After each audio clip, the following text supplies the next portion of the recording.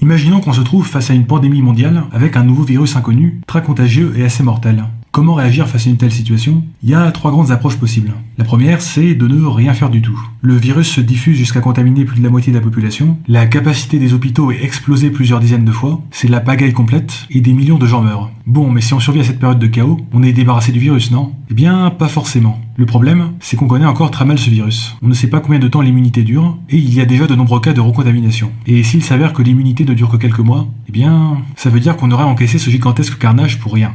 Par ailleurs, on ne connaît pas non plus les effets à long terme du virus sur l'organisme et à quel point cela réduit l'espérance de vie. Bref, ce serait un peu comme jouer à la roulette russe avec un flashball et un lance-grenade. Mais bon, heureusement, pratiquement aucun pays au monde n'envisage cette solution. La deuxième approche, ce serait de prendre des mesures pour réduire la contagiosité du virus, comme des masques ou de la distanciation sociale, mais pas suffisamment pour que le fameux taux de reproduction passe en dessous de 1. Du coup, la contamination reste exponentielle. Et au bout de quelques semaines ou de quelques mois, les hôpitaux sont à nouveau débordés et il faut refaire un confinement de plusieurs mois. Et ainsi de suite pendant potentiellement très longtemps, jusqu'à ce que l'on trouve un vaccin ou que l'on atteigne une hypothétique immunité de groupe naturel. Mais là, on retombe sur les problèmes évoqués précédemment. Par ailleurs, à côté de ça, il faudrait gérer les conséquences psychologiques de ces confinements à répétition, et surtout leurs conséquences économiques qui seraient probablement catastrophiques. Un seul confinement, ça risque déjà de faire très mal économiquement, surtout pour les personnes les plus précaires. Alors bon, 3 ou 4 confinements à la suite, bon là on risque une catastrophe économique qui ferait passer la crise de 1929 pour une petite récession. Et la troisième approche, ce serait de prendre dès à présent les mesures nécessaires pour garder le taux de reproduction en dessous de 1, comme l'ont déjà fait certains pays, voire dans la description.